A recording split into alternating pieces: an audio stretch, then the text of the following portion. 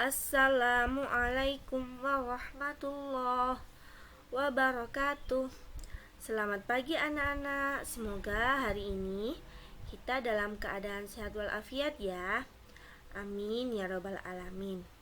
Hari ini kita akan belajar IPS tema 4 subtema 2. KD yang akan kita pelajari hari ini KD 3.2 tentang memahami interaksi manusia dengan lingkungan dan pengaruhnya terhadap pembangunan sosial budaya dan ekonomi masyarakat Indonesia.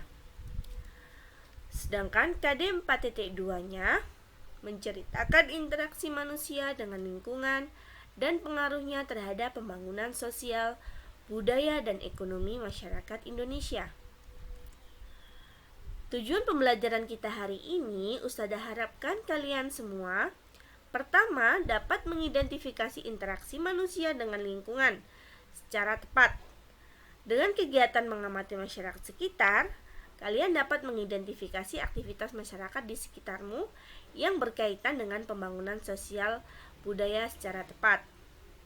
Serta, dengan kegiatan mengamati masyarakat sekitar, Ustazah harapkan kalian dapat membuat laporan hasil observasi di lingkungan sekitar tentang aktivitas masyarakat sekitar dalam upaya pembangunan sosial budaya Indonesia secara terperinci. Perhatikan penjelasan Ustazah berikut ya anak-anak ya. Sosial budaya. Apa sih sosial budaya itu? Sosial budaya terdiri dari dua kata, yaitu sosial dan budaya. Sosial berarti segala sesuatu yang berhubungan dengan masyarakat sekitar. Sedangkan budaya diartikan sebagai segala hal yang dibuat manusia berdasarkan pikiran dan akal budinya yang mengandung cinta dan rasa. Maka dapat disimpulkan bahwa sosial budaya merupakan segala hal yang diciptakan manusia dengan pikiran dan budinya dalam kehidupan bermasyarakat. Budaya dan sosial bangsa Indonesia perlu dipertahankan dan ditingkatkan karena hal ini menjadi tanggung jawab warga masyarakat Indonesia.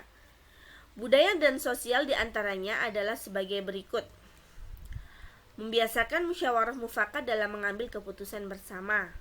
Membiasakan tolong-menolong antar warga masyarakat. Ikut serta dalam kegiatan kerja bakti atau gotong royong dalam masyarakat. Menjaga interaksi yang baik antara warga masyarakat, membiasakan interaksi yang mengarah ke persatuan, namun menghindari interaksi yang mengarah ke perpecahan. Kita lanjutkan ya anak-anak ya. Bacalah bacaan berikut. Mari kita baca bersama-sama ya anak-anak ya. Pak Damar merupakan pengusaha sandal refleksi. Pak Damar memproduksi sandal yang dapat digunakan untuk melancarkan peredaran darah. Sandal refleksi buatan Pak Damar terbuat dari kayu. Kayu tersebut diperoleh dari daerah sekitar tempat tinggalnya. Pak Damar hanya membeli kayu berkualitas. Namun demikian, Pak Damar selalu menyarankan kepada pemasok kayu untuk melakukan reboisasi setelah penebangan. Dengan reboisasi hutan menjadi tidak gundul dan hasil reboisasi beberapa tahun kemudian dapat dimanfaatkan lagi.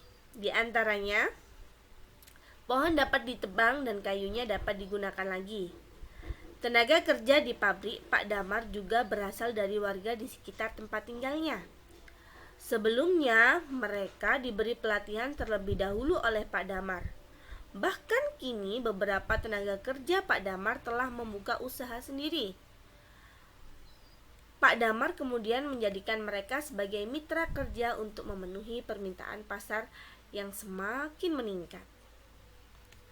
Dari bacaan ini, mari kita jawab bersama soal-soal berikut ini. Yang pertama, identifikasilah interaksi manusia dan lingkungan pada bacaan di atas. Apa ya identifikasi interaksi manusia? Nah, ternyata di sini Pak Damar memanfaatkan kayu yang membuat sandal refleksi. Nah, ini interaksi antara Pak Damar dengan lingkungan. Beliau juga memberdayakan masyarakat sekitar sebagai tenaga kerjanya. Berarti ini interaksi antara Pak Damar dengan manusia. Ini ya anak-anak ya. Kemudian soal yang kedua, perhatikan. Bagaimana pengaruh interaksi manusia terhadap lingkungan bagi masyarakat dalam bacaan di atas? Jelaskan. Pemanfaatan hasil sebagian sumber daya alam untuk kebutuhan manusia. Sandal refleksi tadi untuk kebutuhan manusia dalam memperlancar peredaran darah manusia. Kemudian pengaruhnya yang kedua yaitu meningkatnya kesejahteraan masyarakat. Karena semuanya bekerja, maka kesejahteraan masyarakat menjadi terpenuhi. Selanjutnya, terbukanya lapangan kerja bagi masyarakat. Karena adanya pembuatan sandal refleksi, maka terbukanya lapangan kerja bagi masyarakat. Selanjutnya, soal ketiga, apa manfaat usaha Pak Damar bagi masyarakat di sekitarnya? Apa ya manfaatnya ya? Meningkatkan taraf hidup masyarakat. Yang kedua, membuka lapangan pekerjaan baru. Yang ketiga, memenuhi kebutuhan masyarakat terhadap sandal refleksi buatan Pak Damar. Kemudian soal yang keempat, apa yang dilakukan Pak Damar untuk mengurangi kerusakan lingkungan akibat usahanya? Tadi di bacaan ada reboisasi ya. Pak Damar menyarankan kepada pemasok kayu untuk melakukan reboisasi pada lahan yang telah ia tebangi.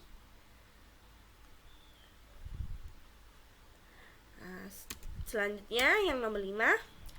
Apakah terdapat hubungan ketergantungan dalam bacaan di atas? Ada ya. Pak Damar membutuhkan pasokan kayu dari pemasok kayu untuk memproduksi sandal refleksi. Pemasok kayu membutuhkan Pak Damar untuk membeli kayunya. Dari hubungan ketergantungan tersebut, keduanya memperoleh keuntungan berupa uang. Selanjutnya, ketergantungan yang kedua. Pak Damar membutuhkan masyarakat di sekitarnya sebagai tenaga kerja untuk membuat sandal refleksi. Masyarakat di sekitarnya membutuhkan pekerjaan dari Pak Damar. Dari hubungan ketergantungan tersebut, keduanya memperoleh keuntungan berupa uang. Ini ya. Selanjutnya, perhatikan gambar berikut ini. Gambar yang pertama yaitu jalan sehat. Kemudian yang kedua adalah pertunjukan seni. Setelah jalan sehat, kemudian di finishnya ada kegiatan seni yang dipertontonkan untuk masyarakat. Kegiatan jalan sehat merupakan contoh interaksi manusia dengan lingkungan, baik lingkungan alam maupun lingkungan sosial. Interaksi manusia dengan lingkungan mempengaruhi pembangunan sosial budaya. Selain itu, upaya pembangunan di bidang sosial budaya dapat dilakukan melalui pendidikan, baik pendidikan formal maupun informal. Melalui pendidikan, maka akan tercapai kesejahteraan masyarakat. Berikut contoh aktivitas masyarakat dalam upaya pembangunan sosial budaya. Yaitu pertama, mengikuti wajib belajar 9 tahun yang telah dicanangkan oleh pemerintah.